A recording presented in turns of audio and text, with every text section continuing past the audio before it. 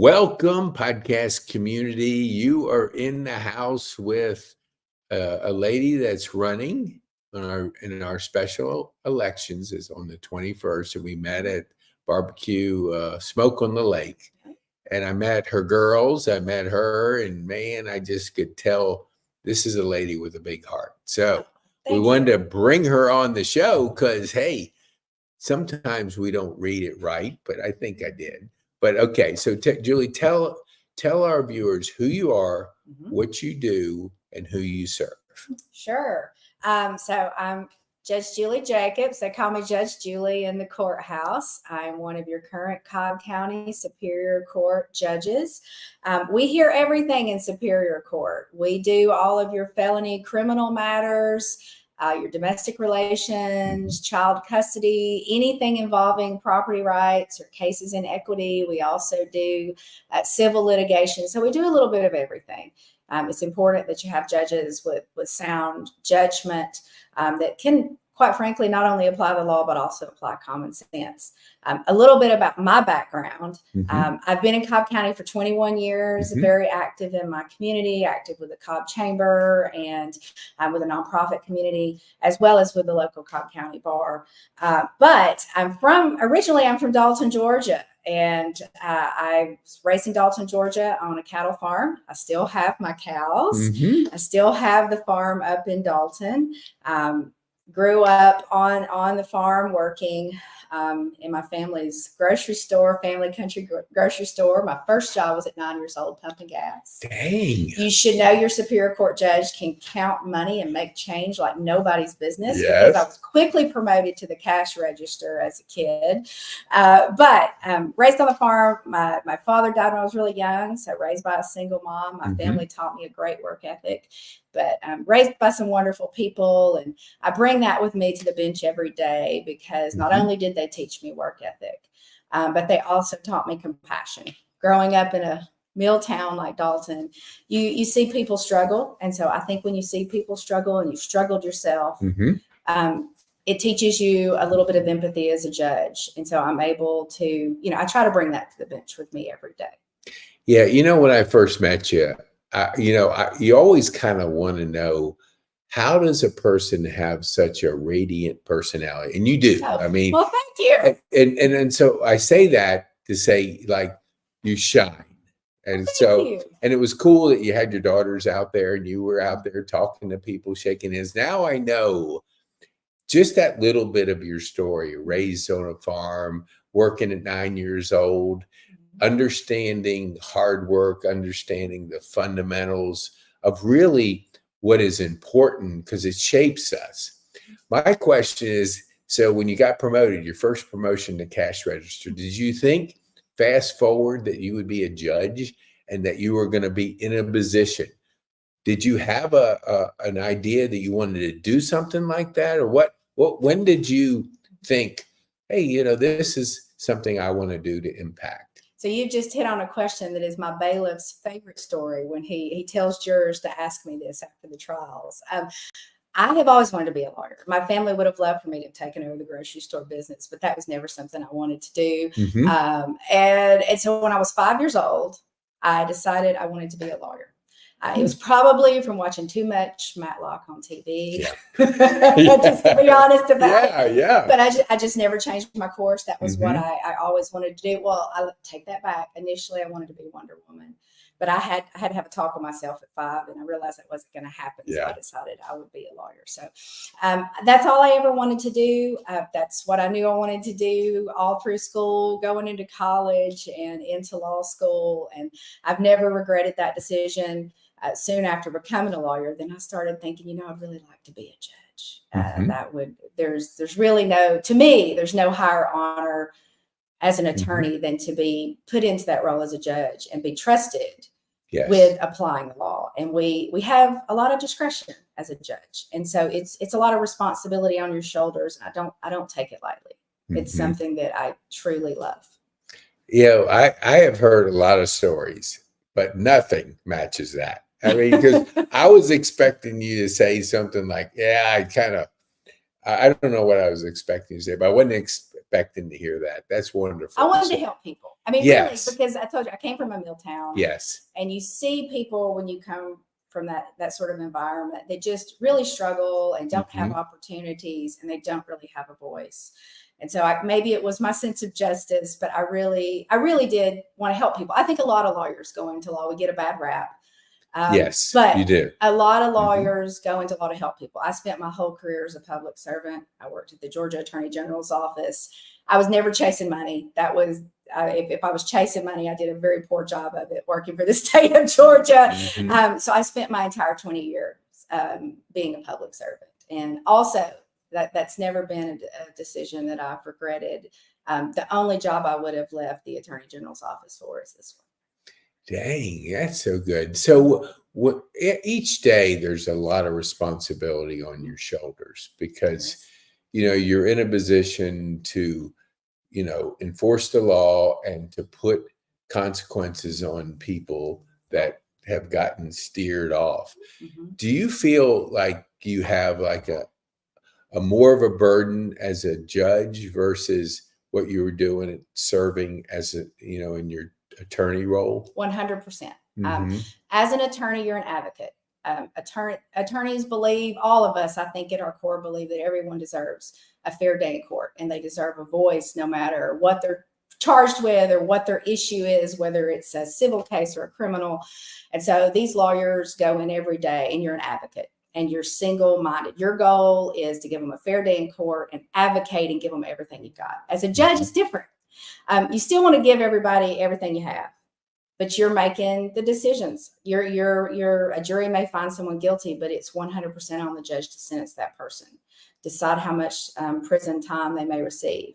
You decide whether someone sees their child or not. There are people in my courtroom who haven't seen their children in a long time because maybe their spouse is withholding children. I mean, it's a huge responsibility, but it's a bigger burden on your shoulders. Do you feel like as a mom, because as moms, we take care of our kids, we mother them, we protect them.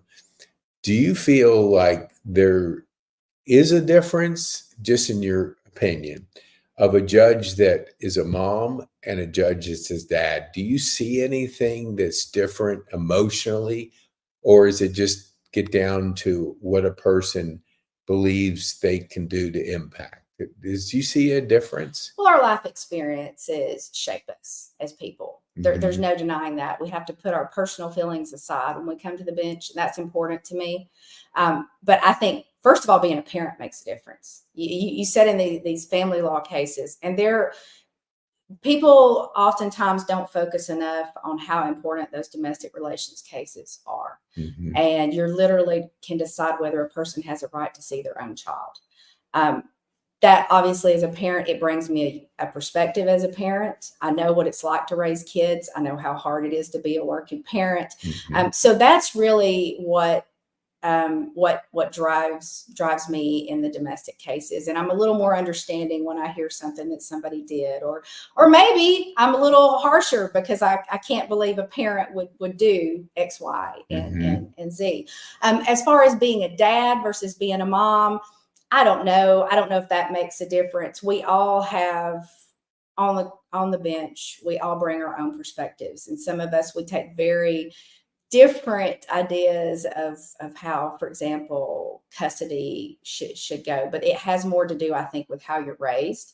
I was raised in a little more of a creative environment because of my father passing, and my grandmother and my aunt and uncle it literally took a village to get me raised. So I may be a little more comfortable with, I could get off the school bus wherever I wanted. Don't want to go to the grocery, don't want to get off at the grocery store or my grandmother's house, or where do I want to go? And so I was but it does shape you. Whereas there might be another judge that would hate, certain types of custody arrangements. So I think it has more to do with your background than anything. Yeah, I think I tend to agree. I mean, I'm just curious, but tell me, the process of the election process is you have to be out there during election season. And how do you handle that? Because when I met you, you were with your daughters and they're out there. So what part of that, I mean, there's obviously fun, enjoyable things is. that fill your heart. And then there's things that are hard work. I mean, you could have been doing anything on a Saturday, Right. but you're out there like talking to people, and everybody has an opinion. Right. So not all of them are going to agree with you. So they're coming and they're approaching with their perspective of things.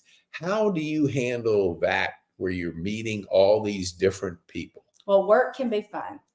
That's one of the important things. If you do something you love, it's fun. Mm-hmm. It's a lot of work because just being a Superior Court judge it's a lot of work. It's a lot of responsibility. And just because you've drawn an opponent for an election doesn't mean the work stops. There are people who have been waiting for months to get a hearing in front of me because we have so much volume. And so I can't tell those people, you're not going to, I'm moving your case because the judge has got to run for election. What they're going through is too important for me to do that to them.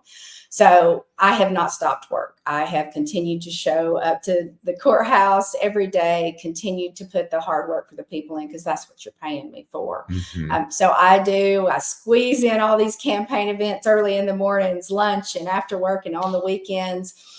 But it's fun. I mean, you can't complain about going to Smoke on the Lake, right? I mean, Mm-hmm. that's fun.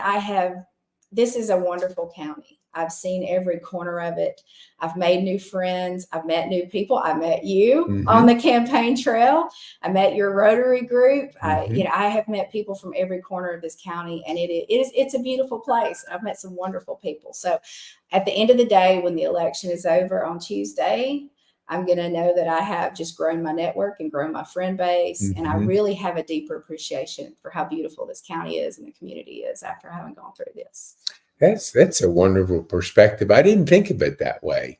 That, you think of all the hard work that goes in, but it's almost like life. Life is hard work. Right. But, we have a podcast called The Echo Effect. What you do today doesn't necessarily manifest itself till years later, but you have to put in the work. It's like nobody goes and buys, something off the shelf of Walmart. You earn it. You earn it through the work that you're doing. So what lessons do you feel that your girls have learned through this season of just being out there with you at times and just meeting people? They've had a great time. Funny enough, people think my children would hate this, but they don't. They've loved it. They've enjoyed doing everything from helping mom put out signs. They've learned a great civics lesson. They know all about campaigns now. They may be ready to hit the campaign trail in a few years. But they've gone and met people too. They've grown their network. They've learned how to interact with people, and they've developed an appreciation for their community. They see Cobb County as their community. They've gone to church with me. They have experienced the different ways that people worship. They have experienced, they've watched people ask me tough questions and how to respond to it and how the election process works. And I think it's been an invaluable experience. It's one I didn't get as a kid. And I think I don't know if they'll ever run for office, but they've enjoyed it. They've got to see a lot and do a lot. What would you say, like if you had a choice, and this obviously is not your choice, but you could be unopposed or opposed? Okay, now when you're opposed, you got to go out there and work. Right.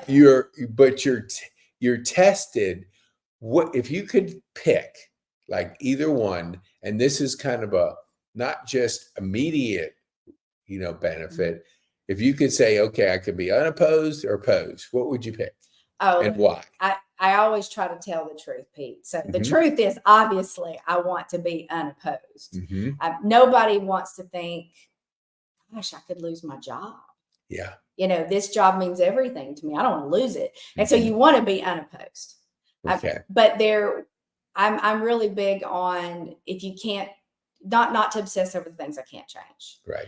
And so all you can do is make lemonade, so to speak. I've got a challenger. And I think when it's said and done, when Wednesday gets here, I already feel this way a little bit, but when Wednesday gets here and I've kept my seat, I'm going to know that I came out of this so much stronger than when I went in, and with a greater appreciation for my job in this community. So, but obviously nobody wants a challenger. Yeah, no, Nobody. And I love that because, it's hard work campaigning. It is. It's a lot of work. It's hard It's work. very hard work. And you can never assume anything. Mm-hmm. The minute you assume, you're off the ballot. That's right. You're off the position.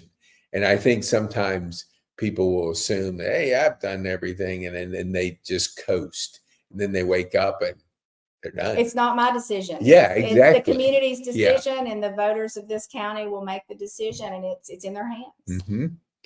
So tell our viewers, because I'm being educated. I thought I was an informed voter, but there's so much I'm learning. So what's the cycle like? Are you up every 2 years, 4 years? How's that work? Your state court, superior court judges are up for 4 years. So we get 4-year terms. Your appellate judges, your Georgia Supreme Court, your Court of Appeals, they get 6. We get 4 years each, and then it just rotates. So some of your judges, it depends on when your position was created. So most of your judges are up now, and then in 2 years there'll be a couple of other superior court a few other judges that are up as well. But 4-year terms. Okay. So what would you say to our listeners out there? I mean, this is your turn, your chance to just kind of let people, you've already shared a lot, and I appreciate that. But if you're looking the voter in the eyes and they're at decision time to cast the vote, what will you share with them that their vote would come your way versus the other person's way? Right. Well, first I would encourage people to do their research. Go to my website, Google me, do all the things, Google my opponent. But you should, it's so important that your judges have experience, have a proven track record. I've known ask any of your lawyers. I would encourage you to call any random lawyer who practices in Cobb County. They will tell you that I work very, very hard, that I bring a lot of integrity to the bench. I treat everyone with compassion and respect, regardless of why they're in my courtroom. And I'm fair and impartial. That's all I want. If someone can say anything about me, I want them to say that I'm fair, I'm courteous, and I'm impartial. And I had a lady approach me at church, and she said, my husband asked me what your reputation was, and it was, Judge Jacobs don't play, but she's fair. And I thought it was the highest compliment anyone had ever given me. If I could put just that quote on my website, I probably should. But that's what I want people to know, is I take this job seriously. I work very hard. I put in the hard work. When I first took the bench, the spot had been open for a while, and we were just on the back end of COVID. And I came in and I had 1,000 civil cases sitting there, and I had about 300 criminal cases awaiting trial. I cut those dockets in half in 18 months, and I tried 14 jury trials in 18 months. Plus, I couldn't even tell you how many bench trials I did, or how many motions and things that I did. So I work hard. I'm working hard for the voters every day, and I hope that people will look at my background, my diversity experience. I have both civil and criminal litigation experience. The experience I gained as a courtroom lawyer for the Attorney General's office was invaluable. So just compare my experience, look at the experience, look at my educational background, and look at my proven track record over the last 2 years. Awesome. How do you turn it off? Like, you go home and now you're mom. Right. How do you turn it off? Because you're catching a lot of societal things being presented to you every day. What have you found that helps you to kind of shift into the mom's and wife's role? Your kids will keep you humble. I'm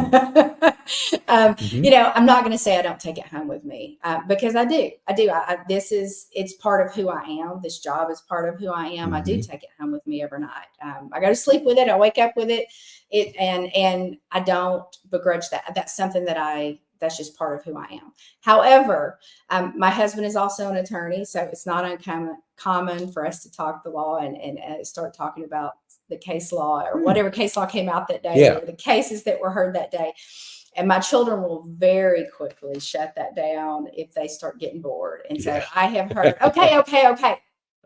No law talk at the table. And they will shut it down. They're like, we're going to talk about my day now. And they are, I have a 13-year-old and 11-year-old. So those kids will keep you humble. But it is, sometimes you have to park it. And I'm big on priorities and activities. And my kids, my family it's one of my priorities. Yeah. And so they will, I know when to set it aside and focus on them. And if I lose sight of that for even a second, they'll remind me. Yeah, that's so good.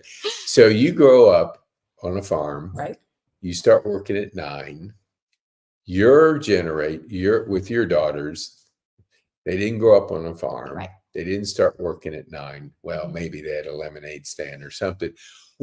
How do you take your values and principles and what you learned growing up as a little girl? How do you transfer that to a different situation? Because obviously your dad had passed away, so you're raised by a single mom. They have both parents. And what do you see that you're trying to do? Because you've developed a strong foundation. How do you help your next generation, your daughters, to have those same kind of principles? It's a challenge, and it's something I worry about. I don't want spoiled children. So I let them struggle a little bit. I think one of the things that parents lose sight of sometimes is that you have to allow your children to struggle so that they can learn how to fix their own problems. Mom and dad's not going to be around forever. That is something that my family imparted on me. They were big advocates of, you're going to have to learn to just do this for yourself. We're not going to be around forever. And so I do that with my kids a lot. If I see them struggling, I know I can swoop in and fix it. I know I don't go down to the school that much and complain unless it's really necessary. And my children are very, very good at advocating for themselves. I've had some proud mom moments when, without telling mom and dad anything, my oldest Clara went straight and reported some poor behavior to the headmaster, the head of the schools. And it's good. I try to let them struggle. And that's the best advice I can give. That's good. I love that. So tell our listeners, if you could kind of talk to a younger Judge Julie, and you're 22 and you're just starting out, what advice would you give that younger version now that you've had a lot of life lessons and you've learned a lot? What would be the one thing you would try to tell that person, that younger Judge Julie? If it was the younger Judge Julie, the young Judge Julie still worked very hard. So I never had a problem with the working hard or the work ethic. I would probably tell the younger self to get out and network and meet more people, because sometimes it's a tough pill to swallow that just hard work alone doesn't always do it. When I was 25 and got my first job in the AG's office, I was working 60-hour weeks doing criminal law, traveling all over the state. And there really just wasn't time to get out and meet people because I was working all the time. And then as I got a little older and I started thinking about what I wanted to do, I kind of looked up and I was like, gosh, I'm in my late 30s. I need to get out there and start networking and meeting people. And so once I did it, I realized how important it was. I probably would not be in this place without my friends who helped support me along the way. Yeah. But that alone won't do it either. So it's got to be a combination of hard work and relationships. Yeah. Oh, you said a magical word. I heard, I don't know if it was Zig Ziglar or it was somebody in a role of influence said the quality of your life can go to the quality of your relationships. And so we're kind of discombobulated with texting and the busyness of everything going on. And you just go to a restaurant, look around, and you have a family like sitting at the table and they're all on their phones texting. I don't know what they're doing, but they're not talking. Right. You know, I know exactly what you're I know. talking It's about. like even I was at my neuro guy, and there was 20 people in the waiting room. No, it wasn't neuro; it was another one. And these are older people because it's a doctor that would take care of that. I looked around the room and about 18 are on the phone. And I'm going, these guys are at least 70 and plus. So it's not just younger people. It's like this addiction to this thing. I agree. And it's like, this thing is not a relationship. That's like you and I talking is a relationship. It's conversing. It's a tool. It can be a tool. Yes, totally agree. So how do you handle with your girls the younger version of the phone? Because they're growing up with this. You know, you didn't have an iPhone on the farm. Thank goodness. Yeah. So how are you balancing that part of being a mom and being, just the nature of our new culture or whatever? It's a struggle. Technology. And it's one that I see parents struggling with in domestic relations cases every day as well. And so I worry about, as a Superior Court judge, not everybody's always happy with me. I deal with some big, scary cases on a day-to-day basis. I worry about my children's safety. I try to shut down. I'm still trying to keep them off social media. They're not allowed to have social media accounts, but they're still on. We try to limit the amount of time we allow them to be on it day to day. I finally had to accept recently that I had to put parental spyware on my kids' phones, which we monitor. Funny enough, if you look at the reviews of those apps, by the way, they're horrible. And then you read the reviews and it's all kids that are going on there complaining. They're like, I want my privacy back. This app is horrible. But they're excellent. Yes. And so we get little alerts if she's spending too much time on her phone, or if there's anything inappropriate, it tries to block it. And so you just have to unfortunately, you have to use technology to help you with technology. Yes. But it is something that worries me every day. And it's something that I think all parents struggle with. And so we're just kind of doing the best we can, especially when you live a busy life. Yeah. And it's, just to that point, it's not easy. No, being a mom, nothing's raising a family, whether it was back 25, 30 years ago or right now, it's still challenging. Just in a every different set of aspect. problems. Yeah, exactly. Right. What would you say? When we get back to the relationship part. So you've built quality relationships. If you had to, I know this is a weird question. All right. So if you're talking to a person out there, a young person, because I heard this, that our brain is not fully developed till 26. Yes. So we're making these decisions and our brain isn't fully developed. So what part of the relationship part would you like to see with younger kids? Because until they hit 26, that brain is it's growing, and it's growing at a rapid rate. What would you say, how can a younger person use the advice of relationships till they get to the point where the brain is fully developed? What would you, I don't even know if that's a question, but just I know what you're saying. Your thoughts. It goes kind of back to the struggle answer. You think about it. Do we really change from when we're toddlers? When you're toddlers, you're gonna do something. It's all about parental accountability too, because what I see with a lot of at-risk youth or people who are getting into trouble, it usually starts with a lack of parental oversight when they're young.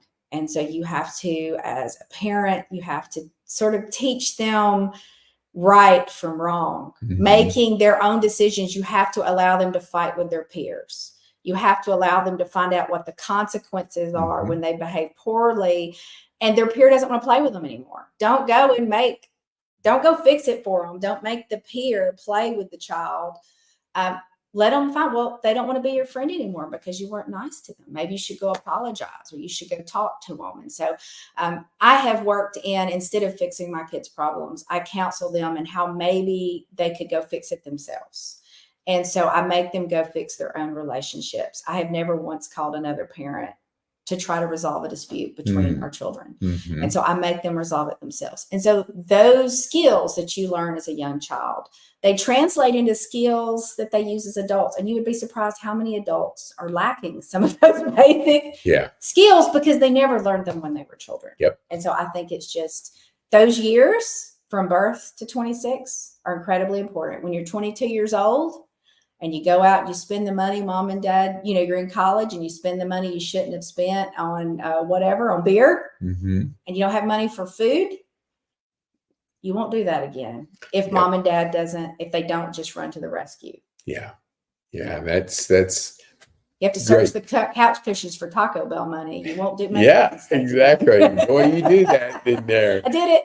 Yeah, I know. Taco Bell was my favorite place because for $3 you could get everything you needed. We combed the sofas. We went through the sofas in the dorm room. We're like, there's got to be some money in here. And we could get enough for tacos. Yes. We were good. And a burrito was 50 cents back then. So I was not making that call to explain that I had no money left. Yes. that is that. I think, everybody's friend was Taco Bell growing up in college because you can definitely get the dollar to stretch. That's right.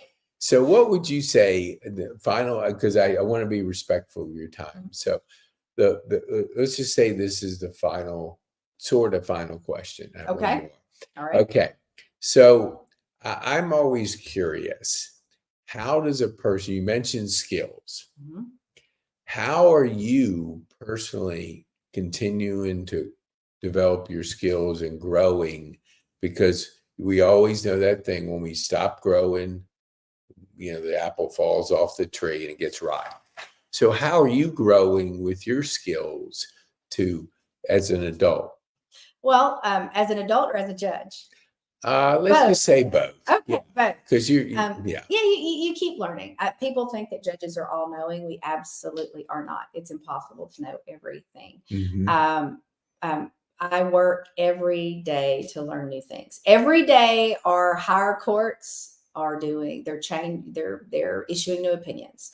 Our General Assembly is enacting new laws, and nobody is coming and spoon feeding that to you. You have to take the initiative, and so I learn by doing. Mm-hmm. And so, probably to the dismay of some lawyers, you will see me on the bench up there on my computer. It's not because I'm not listening. It's because I'm actually doing my own research and I'm reading things, educating myself, enjoying that process of learning new things. And, I'm still learning. I have to struggle myself. I learned through my own struggles. I've learned so much through this election. Mm-hmm. There are things I would do differently if I drew an opponent in the future. You learn you just keep doing and you keep learning. Don't be stubborn. Admit when you're wrong. I've gotten things wrong before. I probably, in one case, I've said, well, I think blah, blah, blah. Then by the end of the case, I'm like, you know what? Let me go back and revisit that. I just found a case. I was wrong. Mm-hmm. My apologies. This is how I'm going to revisit that. This is how I'm really. And I use that in life too.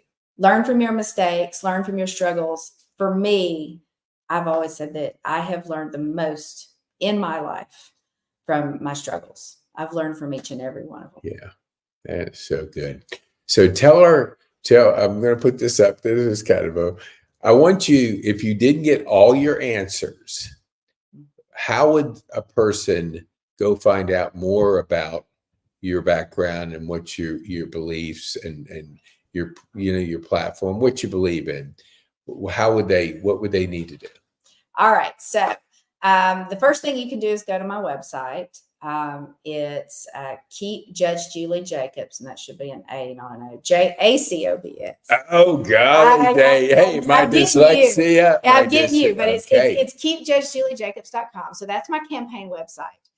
But also there was an article that ran in Focus Magazine, which you can find a link to on my LinkedIn page. So I'd encourage you all to find me on LinkedIn. Go to InFocus's website, read the article. The article's in depth about my background and who I am.